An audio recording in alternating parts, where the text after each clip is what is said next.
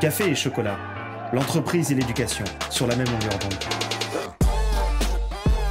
Bonjour à toutes et à tous, je suis Yanis, membre de Rêve FM, la radio étudiante de l'ESSEC. Je suis très heureux de vous retrouver pour le premier épisode du 3e Tour de France de Café et Chocolat, l'émission réalisée en partenariat avec Radio KPMG qui met l'éducation et l'entreprise sur la même longueur d'onde. Au fil de cette série de 5 émissions, qui vous emmènera de Nantes à Périgueux en passant par Mont-de-Marsan, nous irons à la rencontre d'acteurs locaux afin de mieux comprendre leur métier, leurs ambitions, leurs défis, mais aussi l'impact qu'ils ont sur leur territoire.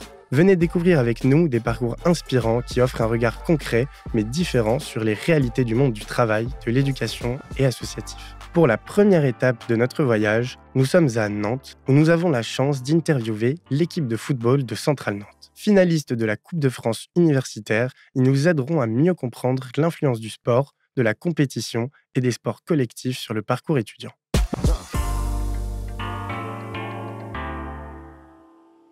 Est-ce que vous pouvez vous présenter brièvement, s'il vous plaît ? Oui, bonjour. Mathéo Lemaire, capitaine de l'équipe Centrale Nantes. On a été finaliste l'année dernière de la Coupe Saint-Gobain et j'évolue au poste de milieu défensif.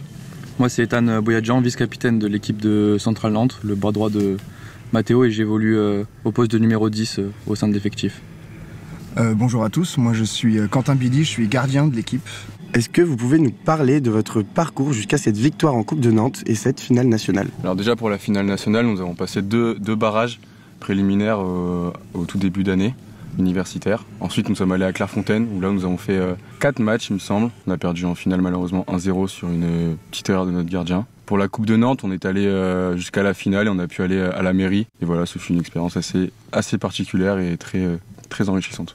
Comment faites-vous pour concilier performance sportive et réussite académique dans une école d'ingénieurs aussi exigeante que Centrale Nantes ? Alors ça c'est un peu un défi au quotidien parce que les cours à Centrale sont quand même assez exigeants, on a une charge de travail importante. Mais de notre côté en plus on a des entraînements réguliers, des matchs à préparer, ce qui demande une organisation assez complète. Et pour réussir à tout concilier, on essaie d'être assez rigoureux dans notre organisation. Personnellement, moi j'essaie de planifier mes révisions en amont, d'optimiser mon emploi du temps en évitant de procrastiner pour être présent aux entraînements tout en pouvant à côté exceller en cours et réussir. Moi, de mon côté, je dirais que c'est plutôt l'entraide entre coéquipiers qui prime, puisque souvent on est amené à rater des cours lorsqu'on a des rencontres sportives. Du coup, là, on essaye de s'organiser en petit comité pour rattraper les cours ensemble, organiser des sessions de travail pour toujours rester compétent dans les domaines académiques. Quelles compétences acquises sur le terrain vous paraissent particulièrement utiles dans la vie professionnelle et pourquoi ? Alors en tant que capitaine, j'organise de temps en temps les entraînements. Donc voilà cet aspect d'organisation et de pouvoir prévoir en avance ce qui est vraiment utile à mes coéquipiers. Et en plus de ça, j'aime beaucoup parler sur le terrain, donc c'est vraiment une réussite collective qui prime lors de ces matchs. Moi je dirais qu'en tant que numéro 10, mon rôle ça va être à la fois de réaliser des passes clés à mes coéquipiers, mais à la fois de me projeter moi vers l'avant. Donc c'est l'équilibre à trouver entre briller d'un point de vue personnel et faire briller les autres. Et ça je trouve que ça peut s'appliquer dans un cadre professionnel de la même manière. Moi de mon côté j'avoue que le poste de gardien c'est quand même un rôle assez particulier parce qu'on est souvent le dernier rempart et on doit assumer nos erreurs. Ça peut souvent coûter cher à l'équipe et sur le résultat. Et c'est une responsabilité qui m'a appris à pas mal garder mon sang-froid, à analyser rapidement des situations et à prendre des bonnes décisions sous pression. C'est des compétences qui sont quand même plutôt essentielles dans le monde du travail, notamment dans les métiers qui exigent pas mal de réactivité et beaucoup de prise d'initiative. En quoi l'expérience sportive collective influence-t-elle la cohésion dans vos études ou dans vos futurs métiers ? Déjà, pratiquer un sport collectif nous permet plus facilement de nous faire des amis, de se rapprocher par affinité, que ce soit sur le terrain ou en dehors. Par exemple, on aime bien aller faire quelques bars de société, notamment de jeux de société, après les matchs pour renforcer un peu la cohésion. Et dans les études, c'est hyper intéressant aussi puisque ça nous permet d'avoir une expérience collective sur le terrain et hors du terrain, que ce soit pour les cours qui sont souvent à faire en groupe. Quelles sont les qualités que vous avez développées grâce au football qui vont être utiles dans votre vie professionnelle ? Donc en tant que milieu plutôt offensif de l'équipe, je dois souvent scanner le terrain donc pour à la fois lire les positions de mes coéquipiers, mes adversaires, pour savoir où diriger le jeu. Et ça s'applique très bien au milieu de l'entreprise. On doit connaître un peu à la fois très bien les règles du jeu, mais aussi lire et anticiper tous les éléments de l'environnement dans lequel nous travaillons pour pouvoir y évoluer et pouvoir exercer de la meilleure des façons ce qui est demandé par notre notre manager. Quelles initiatives sont mises en place pour promouvoir la mixité et la reconnaissance du football universitaire féminin ? Alors déjà, d'un point de vue collectif, au sein de l'équipe, on se mélange pas mal avec les équipes féminines. Par exemple, moi, avec un collègue, je suis entraîneur de l'équipe féminine. Donc ça nous permet de se rapprocher, de créer des liens entre différentes équipes. Et puis même, on fait aussi des bars, souvent ensemble, des moments de convivialité où on mélange, on brasse beaucoup sur un pied d'égalité les équipes féminines et masculines de foot. Et même d'un point de vue plutôt général, que ce soit sur les matchs ou sur les événements, sur les tournois, il n'y a pas plus d'importance qui est donnée à une équipe qu'à l'autre, que ce soit dans les groupes de supporters ou sur l'intensité qui est donnée au bord du terrain. On essaie justement de promouvoir les deux équipes de la même des manières et que les deux équipes aient le même soutien, la même visibilité et les mêmes succès et les mêmes célébrations en cas de victoire. Mais du coup, qu'est-ce que vous pensez de l'évolution du football féminin au sein de votre école ? Pour le coup, il y a clairement une évolution. Les mentalités, elles changent de plus en plus et les femmes, elles s'impliquent dans le football universitaire, que ce soit en tant que joueuse, en tant qu'entraîneuse ou encadrante. Donc c'est vraiment cool dans ce sens-là.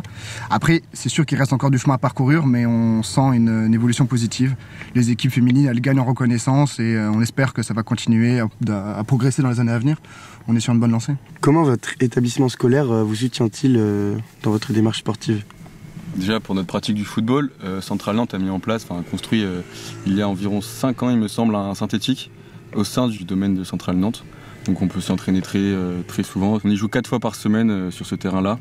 En plus de ça, ils allouent un budget qui est assez important pour nos déplacements, que ce soit à Paris pour aller à Clairefontaine notamment, ou même pour aller à Rennes disputer des phases finales de compétition. Et en plus de ça, ils excusent assez facilement nos absences liées à la pratique sportive.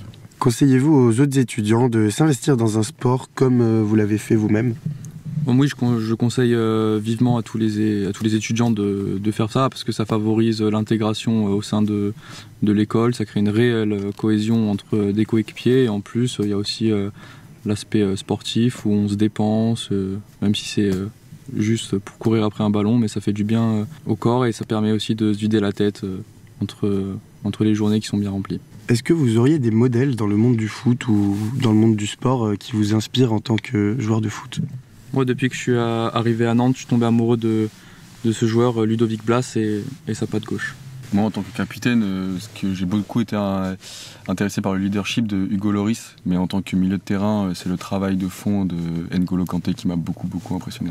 Moi, de mon côté, en tant que gardien nantais, j'ai beaucoup suivi Alban Lafont. Parce que c'est un gardien qui a su s'imposer très jeune dans des équipes de rang national et qui a su imposer son leadership, à rester un vrai cadre dans le vestiaire, même si c'est malgré son jeune âge. Et même après être parti, il a toujours respecté ses anciennes équipes, il a toujours su faire face sur le terrain et être très bon sur sa ligne. C'est un très grand joueur.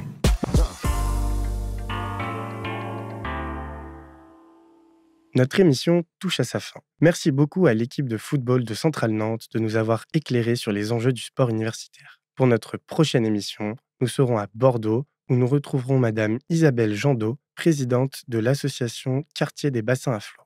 Merci à tous et bonne journée. Café et chocolat, une émission de Radio KPMG et de Rêve FM.